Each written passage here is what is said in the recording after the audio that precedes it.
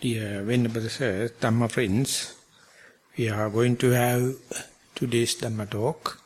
May everyone settle down and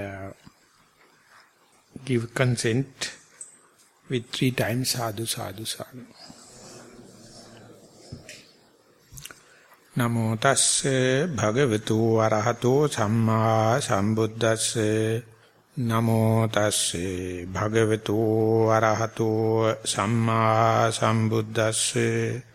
Namo tasse bhagavatu arahato samma sambuddhasse.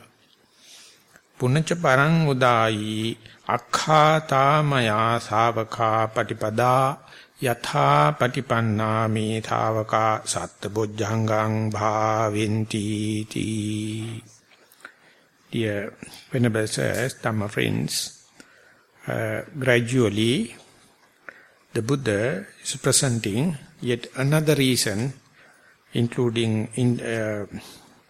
consists of the 5th character, 5th attribute, another reason why his disciples, bhikkhu, bhikkhuni, upasaka, upasika, monks, nuns, lay, male and female upasaka, upasika, venerate him, respect him, revere him, and think it is better to live independence of the Buddha with respect and reverence, because the Buddha is admonishing or proclaiming them to practice 7 factors of enlightenment.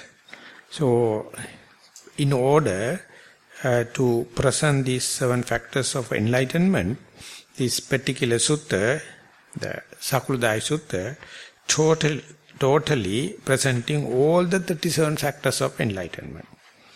So within that, this set is known as 7 factors of enlightenment. So, as sets, the very first set is 4 foundation of mindfulness, Satipatthana, and then Satara Sammapadan Virya, 4 ways of striving, or virya, energy, and then Satara Sammapadhana.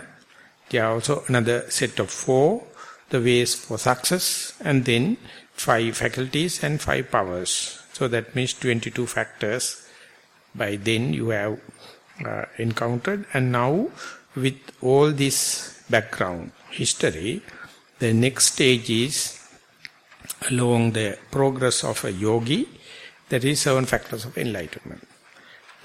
Up to that, all these spiritual qualities, or we can say mental concomitants, yielding secular as well as the spiritual part.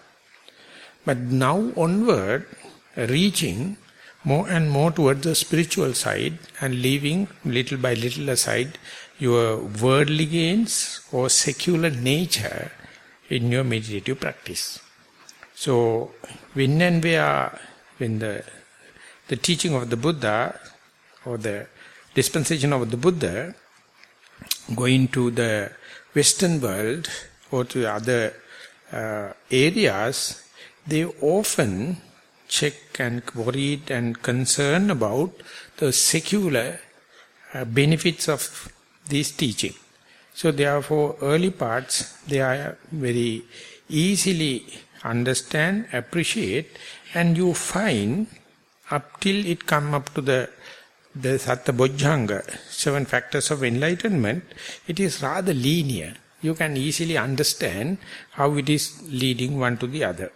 But whenever it is come up to the maturity of bojjhanga, factors of enlightenment, it's a reciprocal nature, and this is changing the twist in the presentation. Everything is changing. Slowly it is becoming transcendental features, and that is why the Buddha says, after you understand 5 bala or 5 powers, they become powerful. This is the point where you understand the beginning, the end, and the end, beginning, the middle, and the end of the spiritual faculties, not the beginning, the middle and the end of your object of meditation. Not any worldly things. The tools that you used in order to get rid of this sensuous pleasure, in order to get this materialistic world, the jhanic spheres and immaterial sphere. For that you need these 5 faculties and 5 powers. So when they become powers, you are about to see the arising part of the faith, they are changing nature, and this cessation of the very faith. And again it is arising, and again it is disappearing. So you understand faith also undergoing this kind of changes, not only your dear and near ones and the other properties and kind of thing.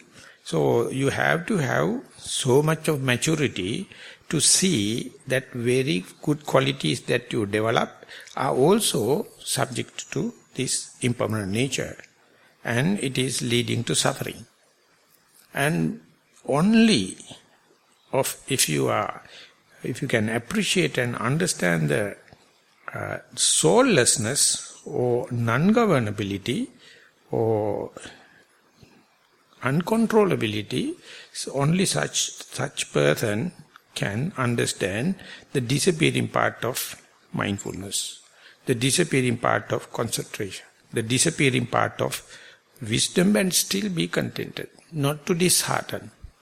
And so right from the start, the disappearance of the faith, the disappearance of the energy, the disappearance of the mindfulness, the disappearance of the concentration, and the disappearance of the wisdom. If you can't see this episode or the last tail end, still you can't say you know them. To understand something, you have to see the beginning, the middle, and the end. Not only by the beginning and the middle. So therefore, understanding the very end of faith that you have developed so far, the end of energy, end of mindfulness, and concentration, very happily you develop, and the end of wisdom before your death, maybe within the sitting posture, maybe within the walking path, or maybe in the day-to-day activities. It is like, for secular people, it is like committing suicide. They understand that the very thing you develop at the cost of your sensuous pleasure, at the cost of your the pleasure through your sense organs, are highly valuable, but now bound to see it is also appearing and disappearing, subject to the same thing. And they are, I mentioned, within that 37 factors of enlightenment, the energy itself is undergoing 9 metamorphosis stages, one after the other. Early, the launching kind of energy or embarking kind of energy, it's a heavily consuming energy. Slowly when you go up, develop the maturity and the experience, you get the same job with little bit of but at the expenditure of little bit of energy, and you slowly you understand even the energy is completely not available. By the momentum itself, all the qualities are happening. Something like your business is thriving well, so therefore even whether you go to the office or not, your results are coming, and officers can maintain it. Here and there you have to go there and have an overlook, that's it. So likewise energy undergoing. So it's very difficult for the rational thinkers to understand why should one exert so much of energy at the beginning. They calculate that will be the whole journey, so therefore they take a step back, think we can't invest so much of energy. But those who are thriving and advancing comes to know, in time to come, you can get the thing done with little bit of energy. So the best example given is the Saturn 11 rocket. It is just to go 6 miles, it is burning almost 80% of the fuel. And after that to go to the moon and come back, it is using so much of mileage, it covers with rest of the 20%. And while it is traveling in the space, hardly it is using any energy. When you catapult into the space, it is going, no friction. Exactly the way it is happening, but very, very classic, very important or very good example is there. When you take the rocket or shuttle above the, away from the gravity of the world, or Earth, that means 6 miles usually they say, and it is, you can gain your own equilibrium over there. Usually what they do is, they give the control to the astronauts, they stop the control from the control room, and they can understand where the orientation and kind of thing. And when it, if supposing if it has to come back to the Earth, it's very dangerous. Very, very dangerous. When it is going out from the thick layer of air and come to the very thin, over there and quitting, it is just a matter of gravity. When it is coming, if you hit perpendicular, it will burst, and it is the air giving such a friction, it can completely burn. So therefore, when it is coming back, it has to use the kind of angle up to the 100th decimal point. Otherwise it hit onto the air pillow, or otherwise you'll bump it over again to the, it is too less in the angle, it will again bump off the space. If it is to penetrate, it has to come between 4 and 6 degree angle, and slowly you have to cut into the thin layer of airs, and still outer coat is burning. And slowly it is only cut through and go into the air. When you go back home, exactly the same. If you directly go into the fighting and kind of thing, you will burst. You have to get into the worldly people again in a very slow manner. They can't feel that you are entering into. So I went to, when I go to the Texas, there's a friend of mine, I asked this question. Because Upandita side is very clearly indicating, going out is okay. If it happen to go back again to the household life, when you go there and you impact, burst. Otherwise they will kick you off again. Go back to Nissarana, sleep there. Why you are coming back? But what is the angle you must go into the normal day-to-day life? It's a very calculated one. So our mistake is, we take the rocket up there and again landing again taking up, again landing, 80% of the energy we are using, never journey. That means you don't know the profundity of this trip. Once you gain the momentum, the energy you have to exert in order to protect it, you can't understand unless you go to the Sotapanna level. Then only you know you are irrevertible, now you have a foundation. Otherwise again you make your stream of consciousness somewhat pure, somewhat lack of tension. But again you go back. You don't understand it. So it is not lack of the skill, it's earning. You have much, very appreciable amount of value to earn spiritual qualities, but you are so not even up to the Montessori level in protecting it. You don't know. You are just scattering again accumulating, again scattering. So only the sympathy. Only you have to be compassionate, because that is what you call the ignorance.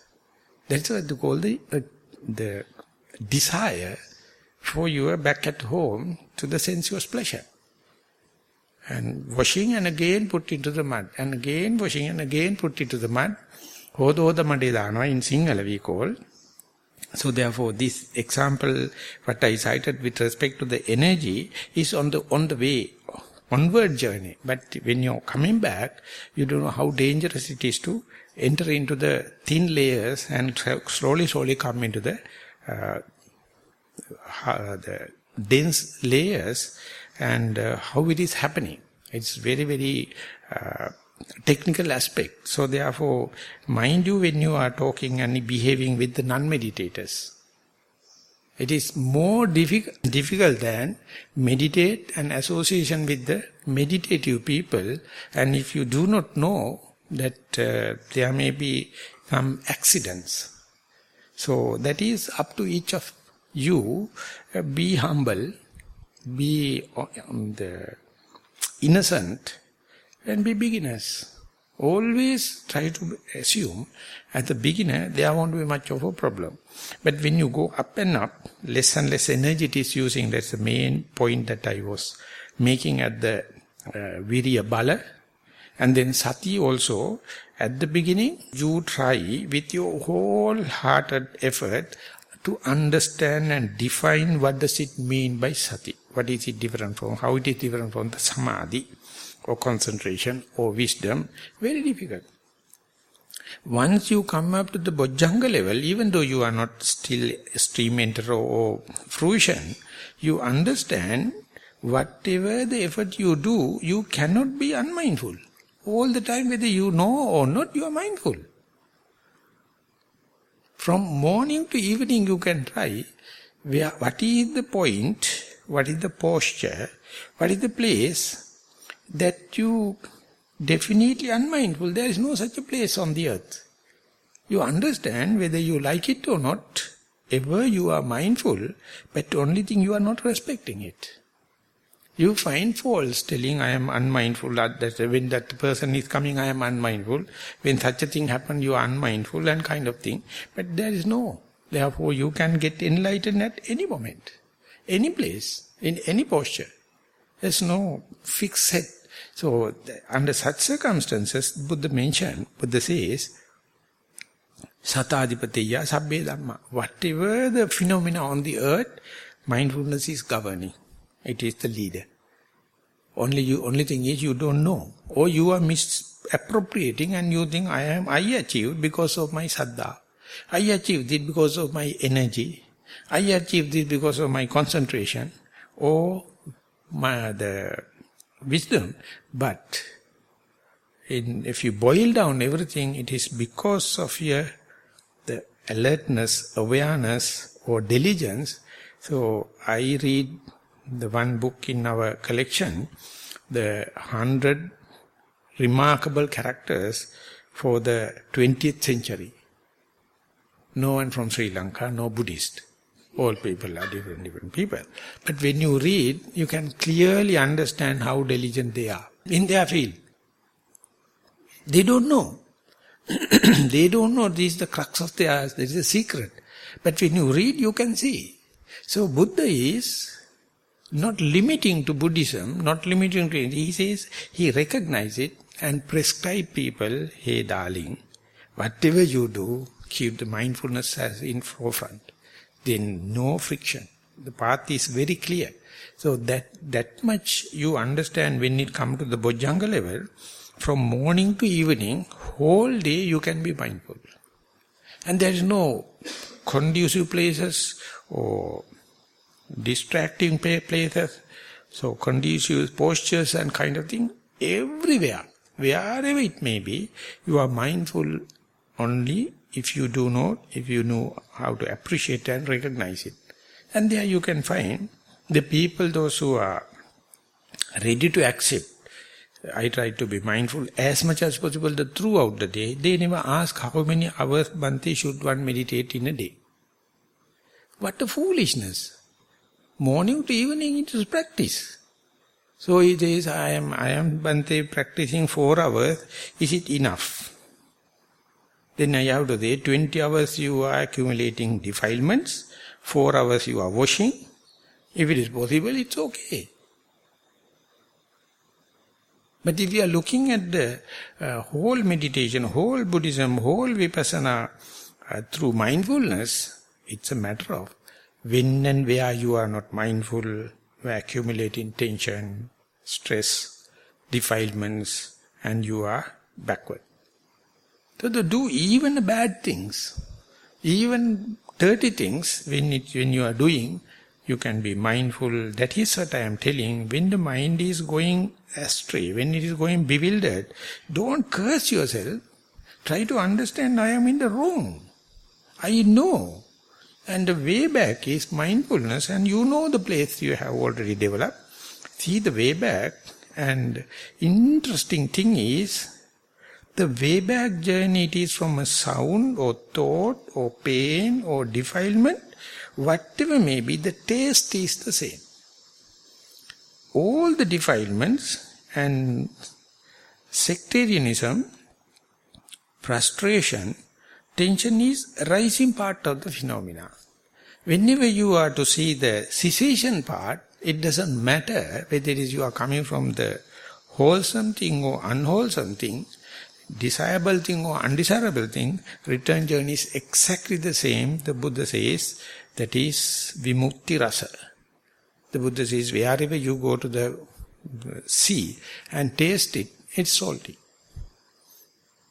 Whatever the bay, whatever the port you are going, never mind salty. Likewise, the taste of Dhamma is vimukti rasa, that is releasing you from the tension, releasing you from the frustration.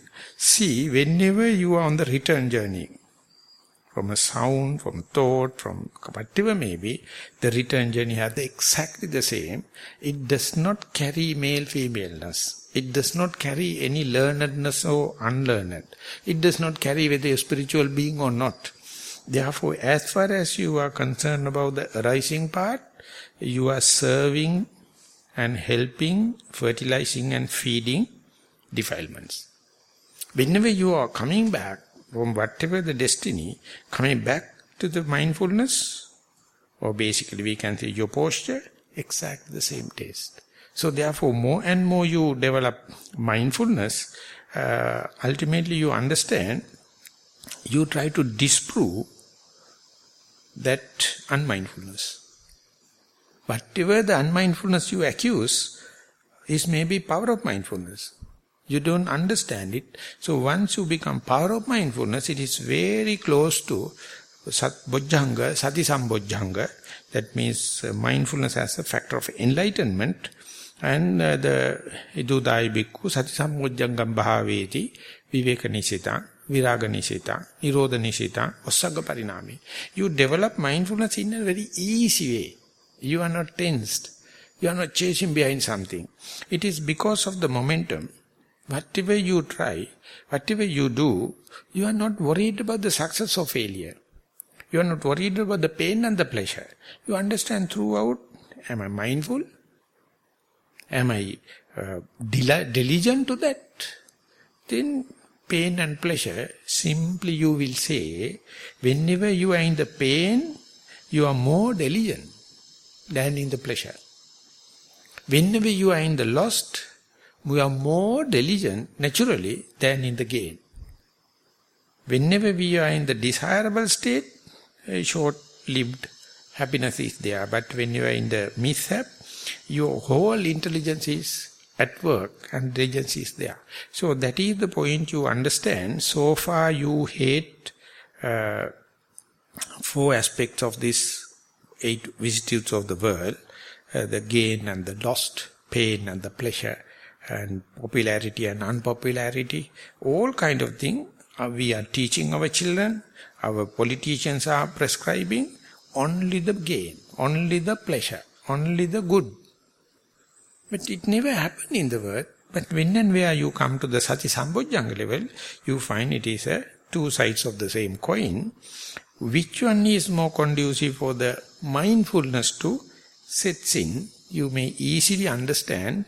Whenever pain is there, whenever mishap is there, unpleasure is there, unpopular there, you are back at home, but you condition, would label it as aloneness. You never consider this as loneliness. The day you change it, whenever these things happen, people leave your side and you become outcasted. You will be outdated, but that is the situation where you can entertain. Now you are lonely. Alone, sorry. I am alone, so this is a time for mindfulness. So it's a gift in Dhamma. If you've fallen sick, it's a gift. You can be mindful. When you become old age, no one take care. If you do not develop mindfulness, you curse. because vision is not clear. Hearing was not clear. Everything, but if you mindful, you see, everything is good.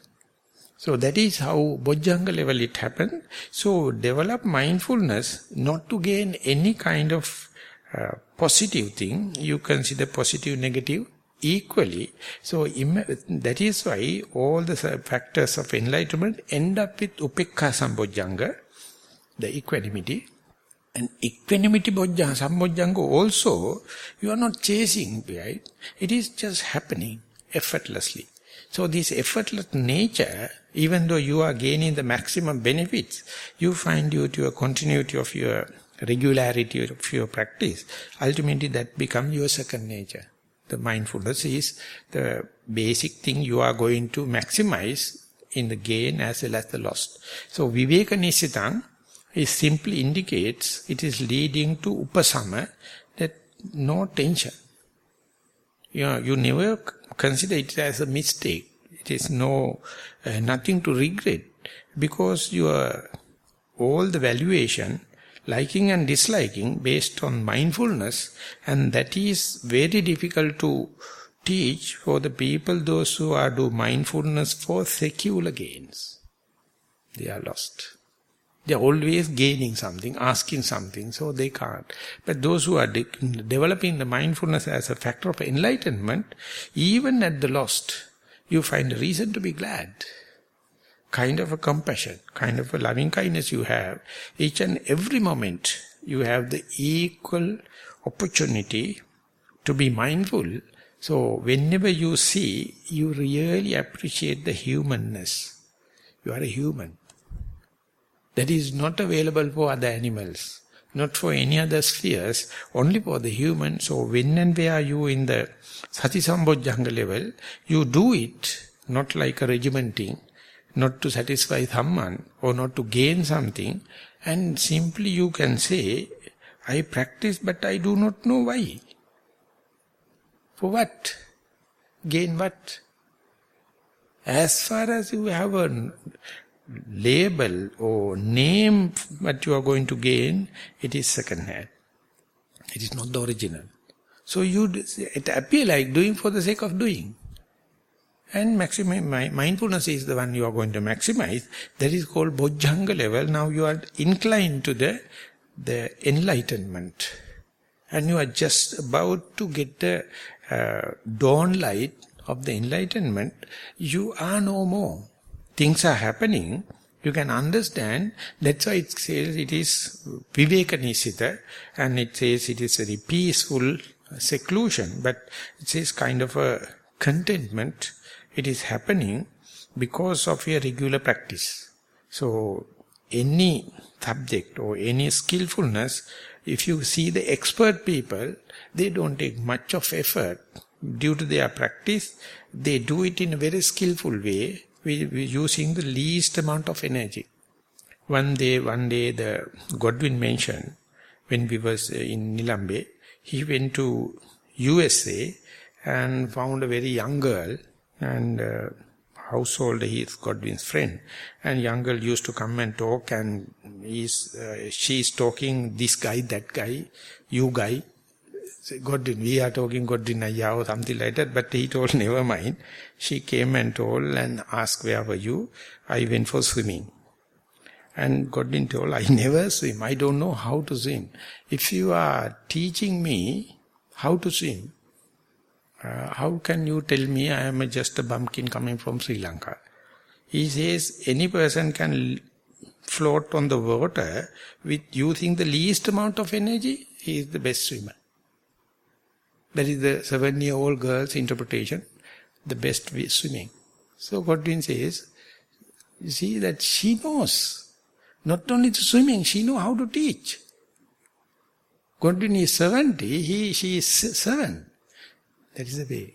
All the yogis are striving, sweating and regimenting and climbing and crying and complaining and all the kind of, they are struggling. They don't know. When you come out of the Bojjhanga level, you find all the mistakes teach you the least frictional path. You know how to do it in the Viveka Nissita. in the leisurely manner. So in the meditation jargon we say effortless way. Whenever the walking happen, you are no more. The speed, you know. How far you should look, you know. We have to focus the attention, you know. Whenever the mind goes to the sound or the visual object, you know what to do. Whether you achieved or not, different issue, you know. So therefore, nothing to worry. And if anything goes wrong, no one to ask. You are the person knows. So therefore, you can do it in a Viveka-Nissarana. That is the point where effortlessly walking happens. And in the breathing also, many people keep on do forced breathing. Specifically at the early days of the retreat, when it come up to the latter, some people never get the breath, some people understand the effortless way. And whatever the task you do in the day-to-day activities, happening effortlessly, these are the points you have to fix for setting mindfulness. That what Dhammajiva teach me is brushing teeth, washing your dishes, wash your hands, and whatever the familiar thing you are doing by yourself.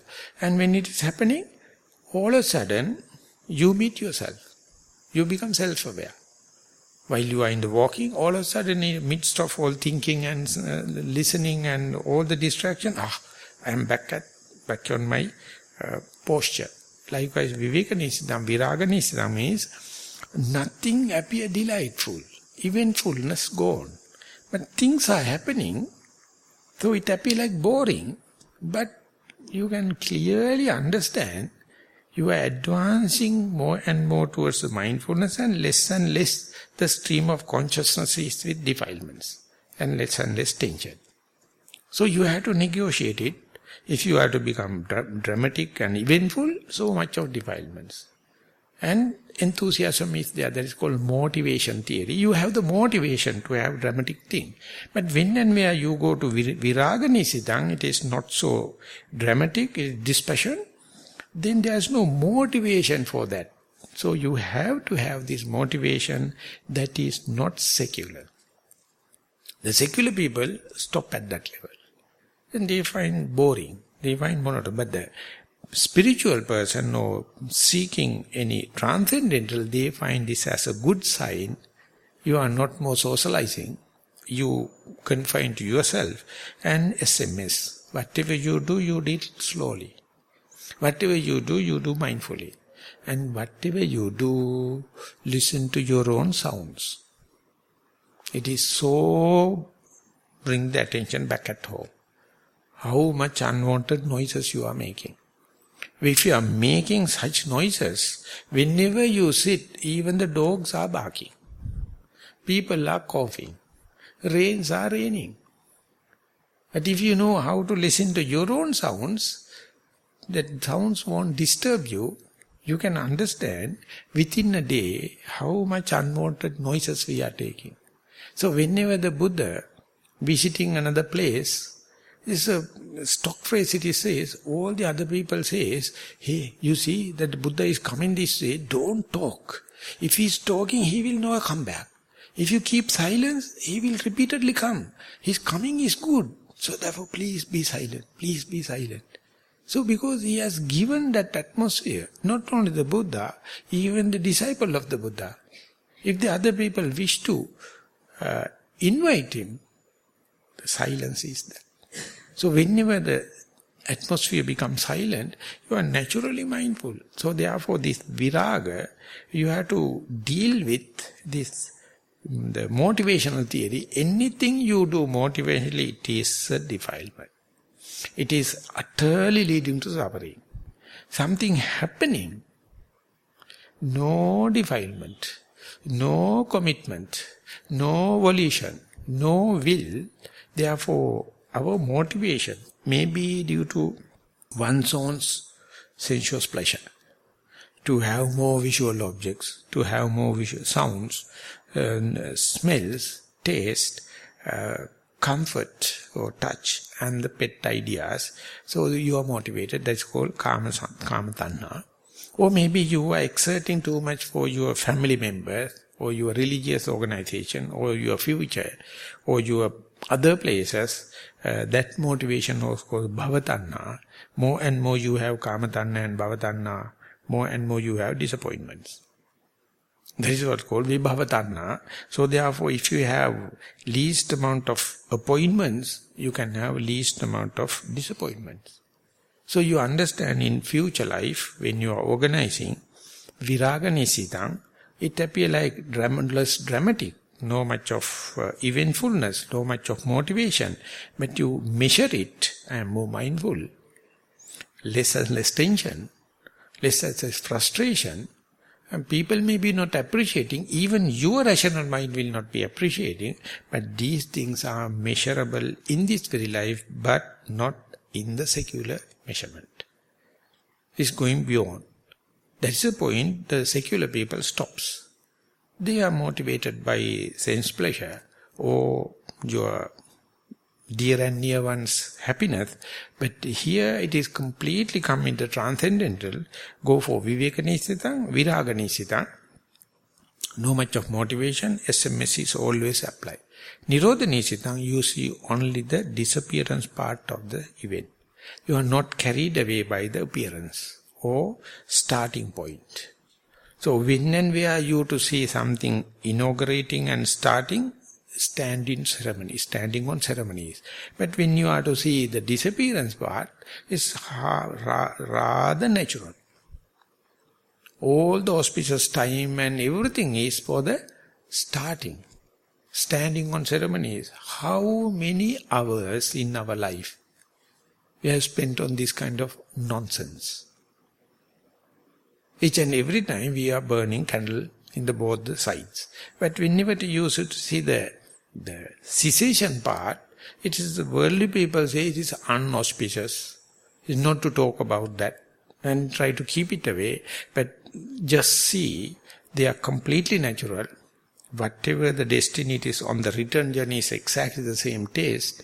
And you feel your responsibility is gone. Now you are back at home.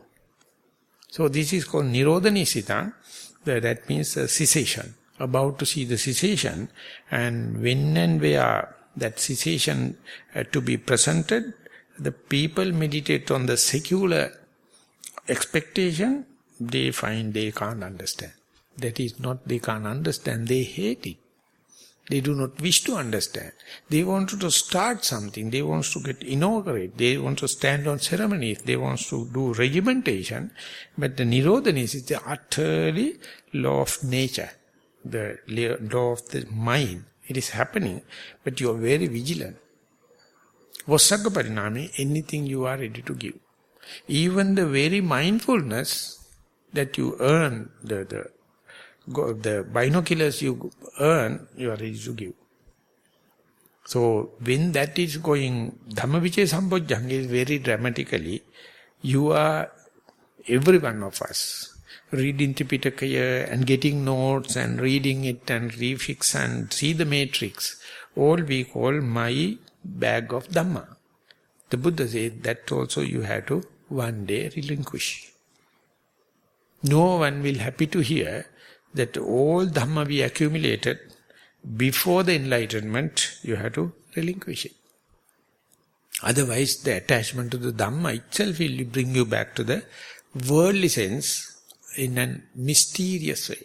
So therefore, Dhammo pivo bhikkhave pahatabba pageva Dhammo. O monks, be mindful. The very Dhamma you are accumulating also you have to relinquish. Don't worry about the defilements.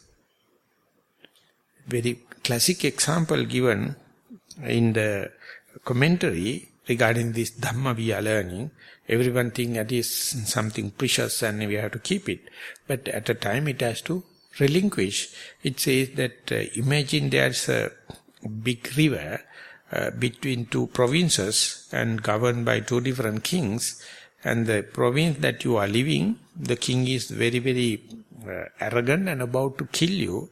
They have set their soldiers to catch you. So you keep on running and you see the other territory, different king, different judgment. So you wish to jump into the other side, but river is very big. You don't know how to swim and there may be crocodiles. So instead, there's a branch coming from the tree in the other shore, and there is a vine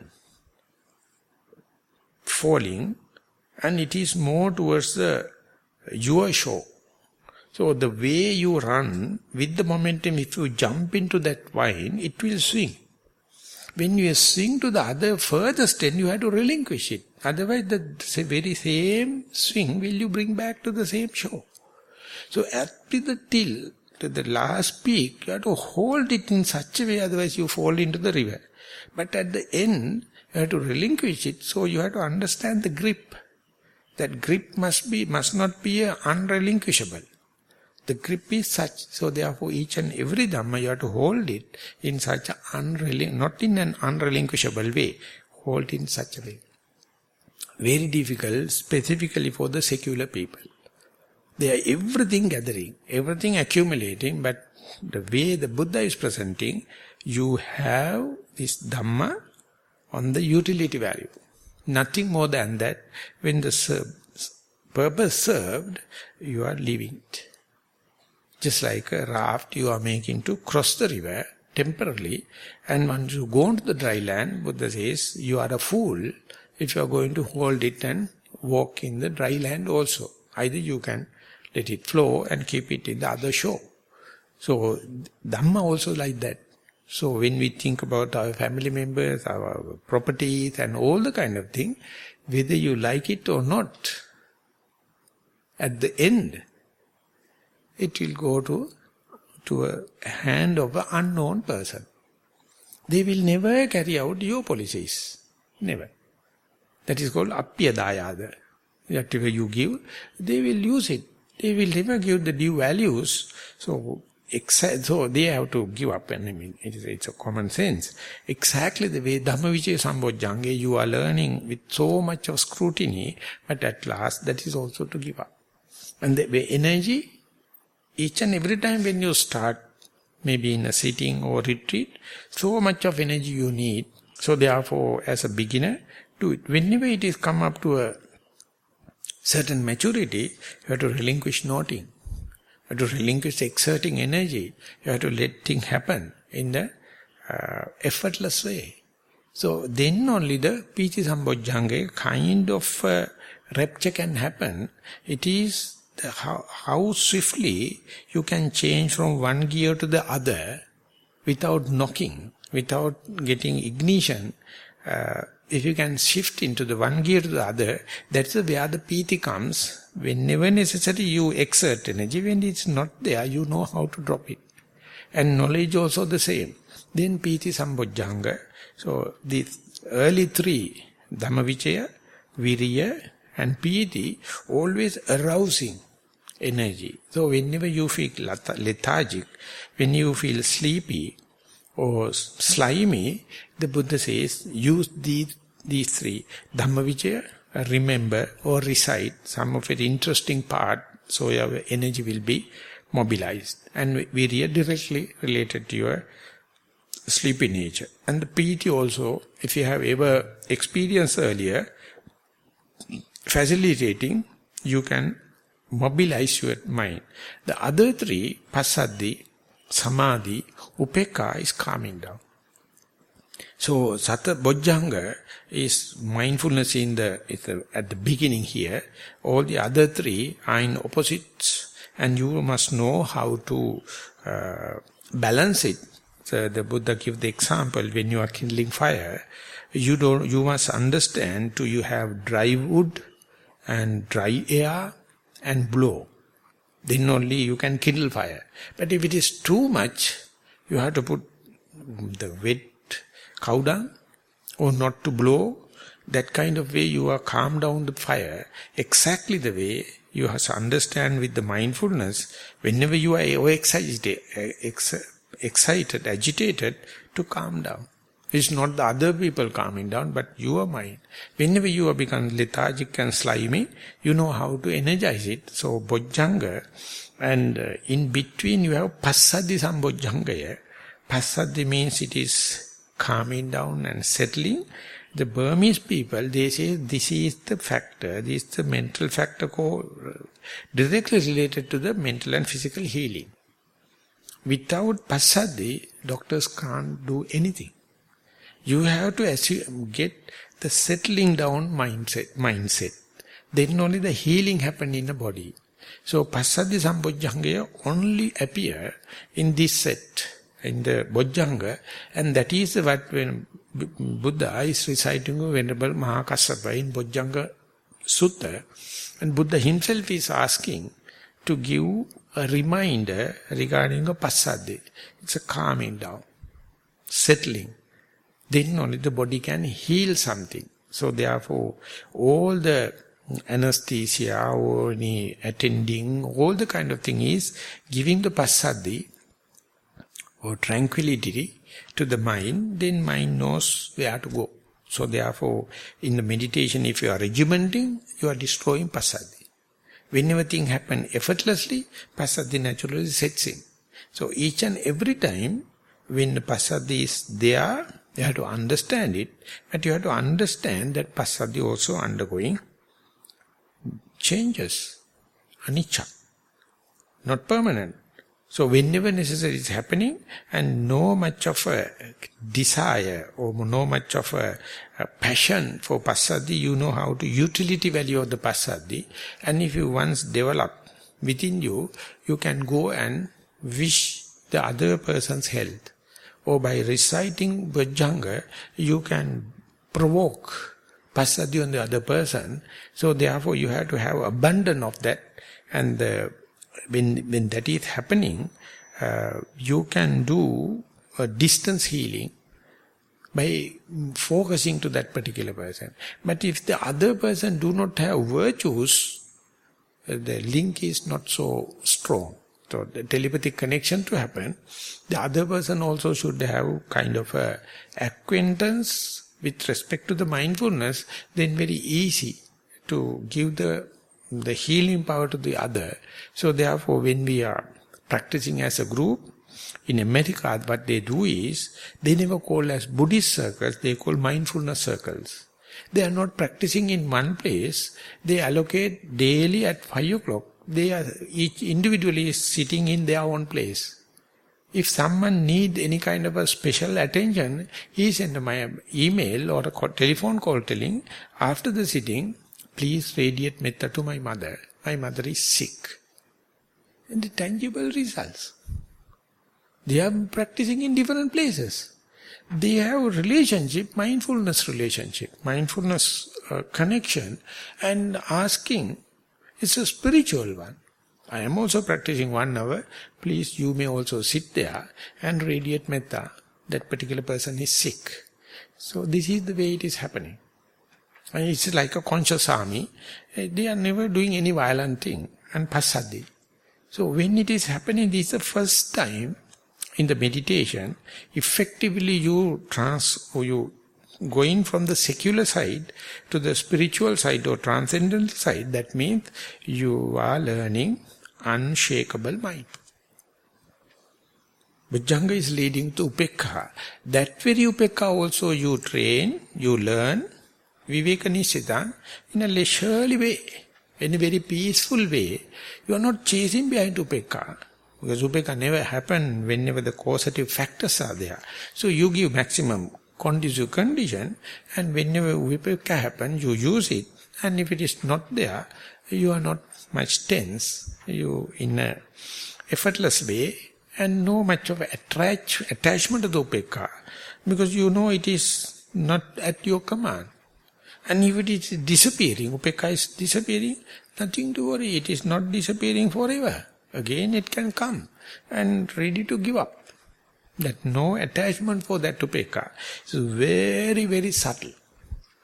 It says, when you go to the akāsānañcāyatana, that means space, when you go there, you can see some people are happy on this nothingness.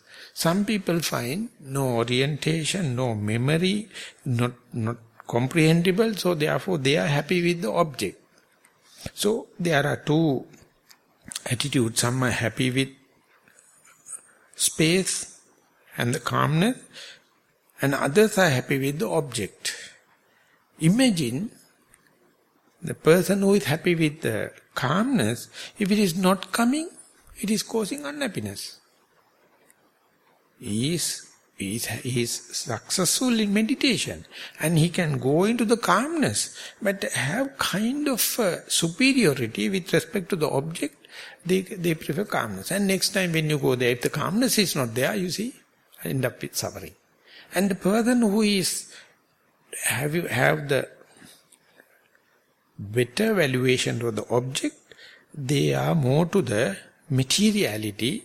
They never give up the object. When it becomes subtle and subtle, they become nauseatic. They become difficult to breathe. They become something going somewhere, unknown area. So they never allow the space to happen. So they are blocking themselves. So therefore, you can see when the calmness and the subtle objects are happening, our consciousness is go in between and split and rule. Some people appreciate calmness, some people appreciate object. They are just episodes. So when and where someone go to the calmness, his question or her question is what to do the next. So one has to ask, do you like calmness or object? Disappearing object. So if you are not sure, practice again and again, you can understand some people are more preferable, give high value to the calmness, some people are not so. That discrimination is between the consciousness, it is split and rule. So can you see your consciousness creating doubts, creating questions, creating uncertainty? So unless otherwise you trace it, whatever the answer given by the master or someone never helps. You have to understand even in between the very subtle objects and the calmness, discrimination is there. The day you understand the consciousness, the dirty game of the consciousness, that is what the American politics means, or British politics means, split and rule. They understand they are not dirty like your consciousness. Your consciousness is more dirtier than American politics. It's more dirtier than British politics. They are just implementing it, but you are also the... So then you will understand the consciousness, how subtle. And the day you understand, even the objects are there, or the calmness is there, you try to not to worry, not to make choiceless awareness, then consciousness ceases to exist. Or do dirty games. Then you go to the akinchanyayatana, nothing. Even objects are there, you are not complaining. Even the calmness is there, you are not asking what is the next. So that is the way you go to the very deep layer of nothingness, and then comes here and there objects, here and there no. Neva sanya, na sanya. There may be some perception, there are no perception. You have equal. And that is the state before the Buddha, the Indian people went. Sometimes you are in a very high bliss, or for 8 jhana, if you are talking about the samatha meditation, objects are there. Lack of objects are there. You never see discrimination, you let the objects, sanya to happen and sanya to lost. And when it is there, the Buddha says, still, there's an attachment for that state also. That is the thing you have to get rid of. So the danger of it is, the Siddhartha, the Gautama, before the enlightenment, he went to the Uddakarama Putta as a teacher, as an ascetic, and he taught the Buddha to go to that state. Neva sanya na sanyayatana. And the teacher was so happy, the new disciple went into that state, and he told, you are the batch top. You got everything mine. Therefore, shall we share the disciples and run the institute? Then the Buddha Siddhartha Gautama, no, I don't think this as the emancipation, no liberation. So therefore I am not interested. I am still searching about the truth. So one day, after the enlightenment in the first night, Buddha was thinking, who is in a position to understand my teaching? He nominated Kudrakarama Putra. But he died last night. Due to this attachment, he has gone to the sphere nothingness is there, he can't listen, no ears. He can't see, no eyes. Just like put into a deep freeze and locked. No communication. So attachment is leading to that. But in this very life means, even if you go to the very subtlest state, you relinquish it. You are ready to give up. So that is going in 4 layers. Akasananchayatana, Vijnananchayatana, Nevasanya, Akinchanyayatana, Nevasanya, Nasanyayatana. With respect to the samatha, it is very discreet. But in vipassana also, you can see object ceases, the freedom happen, or space happen, or least friction area happen. Again the object comes. Again when it's going there, calmness happen, object happen. When you keep on doing, the kind of a settling, kind of a mastery, kind of a seasoning happen. And even that, the Buddha says, there's an attachment. So not only that attachment to the sati or mindfulness, or to the faith, or to the energy, that's what you earn. There also you have to understand, do it in a very leisurely way, do it in a very, to see the cessation of it, and one day you have to give it up. And that is how, what is the meaning of the upekha, understanding, and once that is happened, your mind is well refined, that is called samadhi. This is your approach must be. Next time you start again with the normal breath, and there your samadhi is correct, because you know you are holding the breath, learning the breath, study the breath, not to gain, not to acquire, but to give up. Let's see the cessation of it. So that whenever you corrected your way, corrected your viewpoint, anything you associate more than the worldly being, you associate the breath very immediately, very closely, very diligently, but not to attach, but to see the cessation. And then you are very closely manipulating or using faith, but not to hold into that, to see cessation. And with the whole effort you are developing mindfulness, not to pack in and put into pocket and go home. That very mindfulness also you are ready to go. And the very concentration, and the very wisdom. And you may understand, it's very difficult to develop relinquishment to the concentration and wisdom than mindfulness. Mindfulness easily you can understand, it is neutral thing, but when you gain concentration, if it is lost, you feel like committing suicide. But you will never commit suicide by lack of mindfulness, because you know it's a neutral thing. It's not a colorful member. And the wisdom also, that is why mindfulness has to come middle and weighing all the other thing, and ultimately it is attributed to the upekha, or equilibrium, that is the unshakiness, unshaky mind. The Buddha says, the alattang yadidan sadhu, nalattan sundaramiti, ubayeneva sotadi, these three, I can't remember the last, it will come. If you gain something, good. If you are not gaining, better. If you are in such a equilibrium, you are very close to Nibbana. Rukkang eva punaragamang. It says when you go to a tree, which is normal fruiting and it is got a very delicious fruit, when you go there, if you can get that fruit in season, good. If it is not there, what to do with the tree? If it is not there, you have to accept it. Something like in the gain, if it is available, alattan yadidan sadhu, good. If it is not there, be equanimous. And just like a tree, you go there, if it is fruits available, how do you come back without cursing the tree? Exactly the way your way of behavior, it may appear a little odd. But present day example, if you give, you would have seen our alms rounds here. People, monks are coming and waiting and people are serving alms. Imagine we are going to the village, one monk after the one monk. And if you are going to get a very rich house, they are going to give biryani, well and good. If they say nothing, still well and good. What to do? When you go to the house, if they are not going to give, you have to accept. If you are going to give the most delicious food, accept exactly the thing. You are going on pindapata one after the other. So that is the way you are sammaditi. Anything you are specializing, not to take and put into your pocket, but to see its cessation.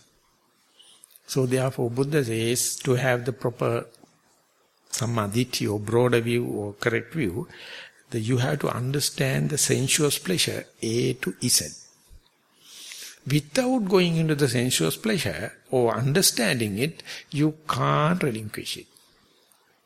So therefore any person hating sensuous pleasure, they are called self-mortification type. They can't see the truth. Those who are fully indulging sensuous pleasure, they are called attakilamata, kamasokallikana yoga, they also can't. Therefore Buddha says, I have gone through all the sensuous pleasure, I know benefits of it, I know the disadvantage of it, I know relinquish of it. So therefore moralists and disciplinarians, they say, don't go to the sense pleasure, because always bad, they are always happy with self-mortification. But the sensuous people say, don't go for meditation, don't go for religious affairs, then you are escaping from the sense pleasure. But the Buddha says, have everything, but it's coming along your way, and it is the way you understand it. Up to the 26th year, 29th year, Buddha to be with full of palace princely happiness. And 29 to 35, the extremely other way around.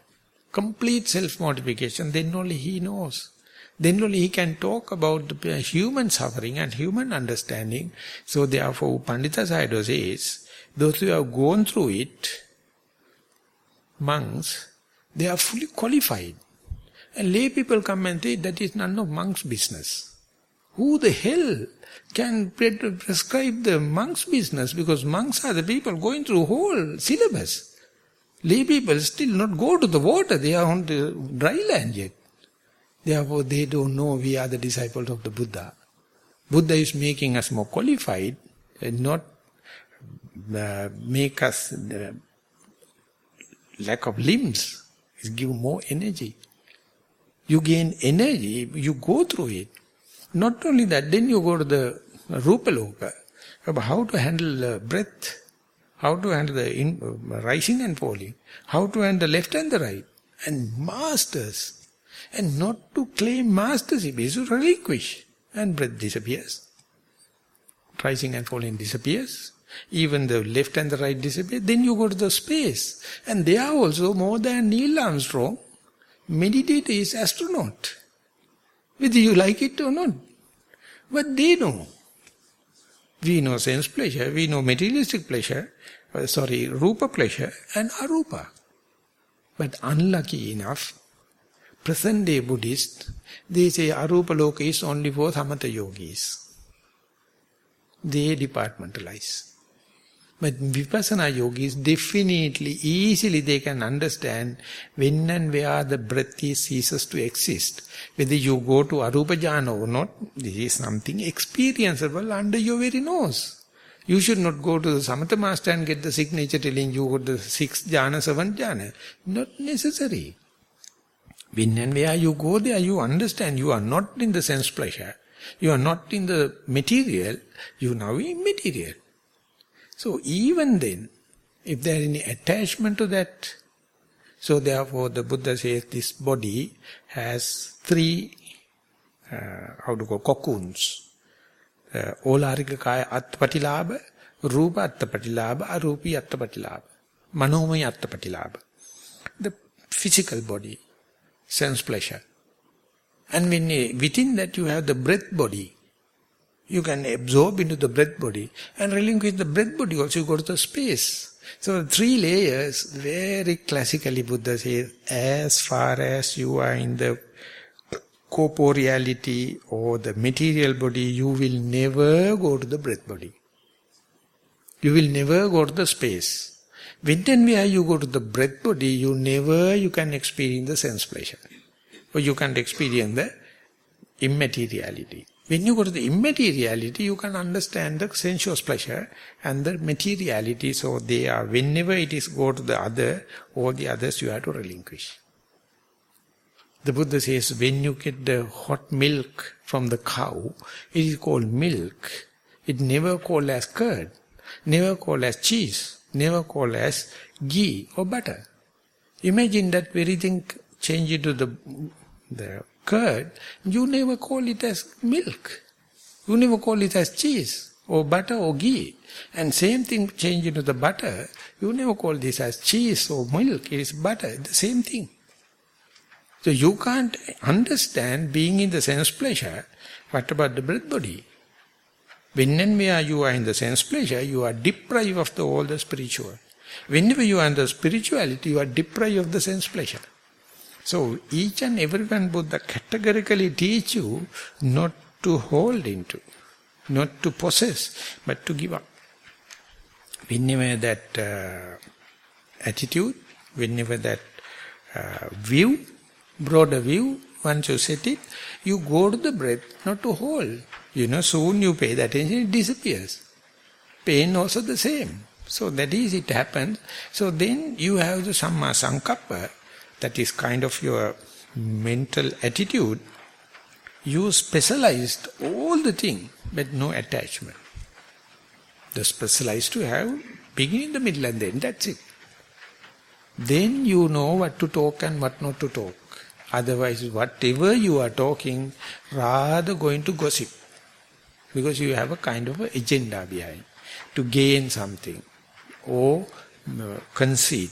Or egocentric. Whenever you are trained with broader mind or broad outlook or view, and then the way of thinking, most of the time you will think not to get committed by words.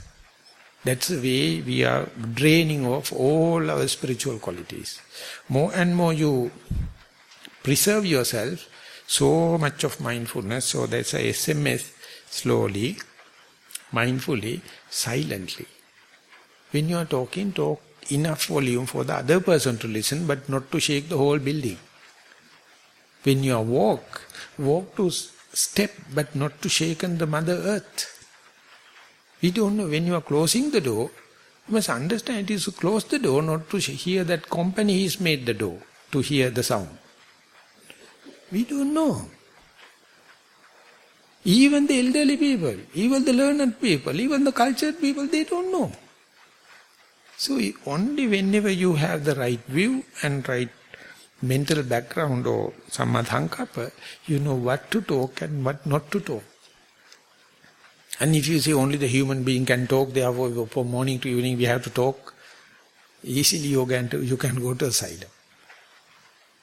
You just see the talkative people. The Sayadaw says, present day, there are orators and speakers, they are talking about the unknown thing and mystics. Even the rock statues may say yes, yes. Their speech is so oratory. Nonsense they are talking, no single experience. They are talking for hired money. All the speakers, maybe including me. See the agenda behind. Whenever you are talking, just see what is the agenda behind. What makes you to talk? Whenever the German monk, recently he passed away, Jnana Vimala. So whenever German people get ordained, white people get ordained, used to go to him because he is big figure. Then when you go there, he is asking, have you finished staying under the teacher 5 years? Are you sure about the monastic codes? That's the thing he is asking. No, say, how are you and kind of thing. Whenever someone is learning Sinhala, he is chasing away. He says learning Sinhala is to gain materialistic gain. I have lived here for 40 years, I don't know even a single word, I know only Sukhi Hotu, I can manage the whole Sri Lanka. And people are frightening to go to him. Without also you can't do, you go there. So sharp. So therefore, if you know how to preserve your energy, but not by not talking, the enlightenment is not far away. And then only then you can control your physical activities, because you are committing so much by talking, ultimately you can't finish the task you have committed. So that is why the Dhamma Kammanta, that is why you become so busy, because you committed in words. So if you know how to use the word and the day-to-day activities, the Buddha says, then you have time and you can do your livelihood. Are we striving so much for the frugal, economic living, or for luxuries, or for consumerization? Imagine the way we are wasting time. The way of, and how much global warming, how much environmental pollution, how much of your mind pollution, because you don't know the limit.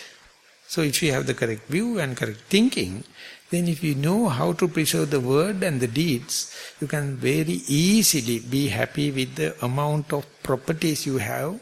Then you will tell again and again, enough, enough, enough. Otherwise you will never use this term even though it is in the dictionary. Never you use enough, you won't.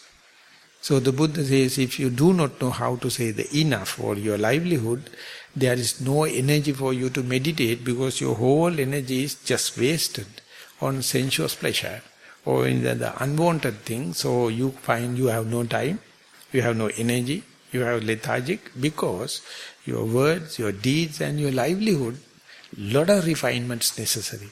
Otherwise no protection of what you are earning. And then Samma Sati, the correct mindfulness, is effortlessly coming. You can see, where the hell I cannot be mindful. But the hell on the earth that can make me unmindful? Nothing you find. And then the concentration, what you are searching, is at your fingertip, because it is Dhamma Parampara, or chain action, one after the other. So when it is happening, you are more towards transcendental kind of qualities rather than secular. So present day Buddhism, they never think about transcendental, they try to make it as much as secular, as much as to the present day, or in this very life. I mean, it is necessary for the verification. But the teaching is not ending at that Noble Eightfold Path, or this white concentration, or the proper concentration. And now it is time to stop the today's talk. That will be the end of the series of talks. Still the Udaayi Sutta is not finished half. You see, after you come up to that, then Buddha give one by one. If you come up to that, so much of door openings. Anything you can go. Till that, don't occupy your mind. Just be mindful, and once you go there, this is the rather vipassana way, and so much enormous ways to develop extrasensory perception, magics. There you can select as if you are going for a buffet diet. So before going into that living mindfulness side, and if you are trying to get the whole kind of thing, that is also another way of putting the cart before the horse. So Udaayi Sutta, Maha Udaayi, while suggesting itself, mentioned that it difficult to cover. But it no harm, because if you can go up to the 37 factors of enlightenment, you see you become so potent. You develop so much of possibilities, and the potential, you can select whatever the way. It is like you go into a bifolk place. If you wish to develop more and more the samatha or magical powers, anything you can do. The sasana is not finishing at that level, you have become qualified. So therefore more and more you practice, either you can go samatha way, or vipassana way, secular, the worldly matters, or in the transcendental matters. So even if you to be a Buddha to be, Or if you wish to see the Gautama the Buddha, not the Gautama, the Metteyya the Buddha, you must go up to this level, then only you can demand and command about your future. Without that, any merits, any qualities you do, it is washable. It's like a watercolor painting. But beyond that, if you go there, it carries, continuously carries for any kind of thing. So you can do internal benefit, external benefit, future benefits, present benefits, secular benefits, transcendental benefits, samatha benefits, vipassana benefits. So this is up to now. It is to make understanding your full capacity. Not that by meditating you make capacity. By meditating you understand your potential. You are already with that. You are already endowed with that potential. Meditation cut off, remove the external defilements and make something like the ornaments when you are using the earrings or necklace, it becomes dull in color. And when you give it to that goldsmith, he make it again bright by putting it to water and fire. Water and fire. And when you are using it for 6 months or 1 year, he clean it within 2 days because of his correct method. Likewise, your whole defilement that you have corrected, which covered and smeared the very bright human mind that never come out as far as defilements are there, Buddha is slowly removing it without damaging the humanity. Once it got fine, once you achieved, you are the Buddha. No difference. So therefore, don't think you are the inferior or superior. It's a matter of removal of this external grease or external dirt. Once you remove, everyone is in the same boat. So therefore, don't get upset or don't get underestimate. Don't be desperate and disappointed. See your regular practice is the matter. If you are based your practice on mindfulness, simple factor is you will be regular in practice. Any other you think as keep it as an object, it is not credible.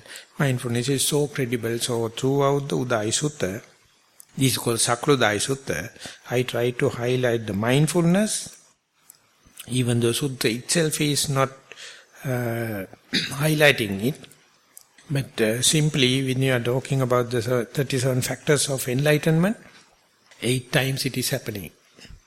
So the beginner talking some mindfulness, at the medium level you are talking some another mindfulness, a refined one, at the end, Samma Sati, another mindfulness. Let that opening to happen, let that, refinement to happen, open-mindedness, all of us on the way back home. Not a single person is behind, it's a big procession happening. So with that idea, strive through, and your early important mindfulness is going to give very sharp mindfulness in time to come, and then you will understand the potential or endowment of your human value. Entertain as much as possible and try to share with your fellow beings. With that request, I would like to sum up today's talk as well as the series of talks. Thank you very much for listening and participating.